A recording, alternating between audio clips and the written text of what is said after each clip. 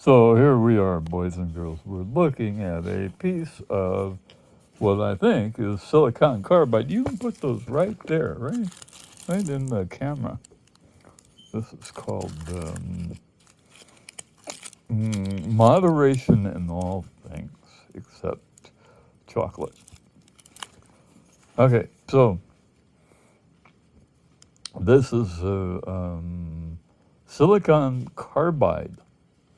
This stuff comes from the Gila River out there by Safford, where I've been pulling things out of the ground for a few years. And it is as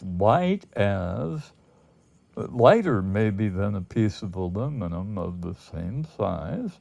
And it's got some AUPD in the planes of cleavage. Okay? So it's light, but it's also really, really strong. It's as hard as a diamond. And I think this one went up in space and came back down, and it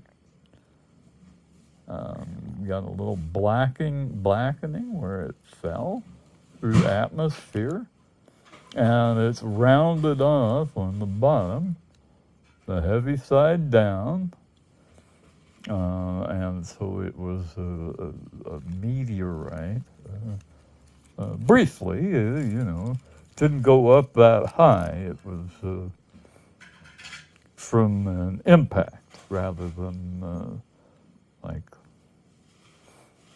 being blown up there with a rocket or something. So it got kicked up and went up, and it came right straight back down, of course, because it wasn't traveling at 17,000 kilometers an hour going round and round the Earth to stay out there in low Earth orbit. It probably didn't get that high, maybe 300 or 400 kilometers, 500 kilometers, something. Maybe higher than that, 10,000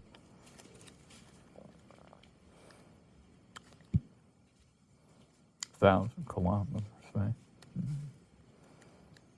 Maybe. But anyway, it fell, came back down. It's hard, and you can't melt it. You can't melt it. You can't change it in any way. You can heat it up, and I've gotten it glowing to the point where it's hotter than the sun. I mean, it is brighter than the sun. And it just sits there, glowing. So, cool stuff. And again, it's lighter than aluminum, stronger, or at least as strong as a diamond. And we could build engine blocks out of this, for instance, and heads and that sort of thing.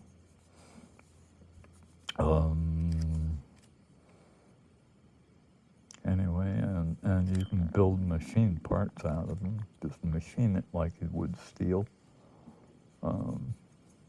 And it doesn't have to be a meteorite to do that. It just forms that way. And the mountains behind my house are mostly this stuff. So it's cool stuff.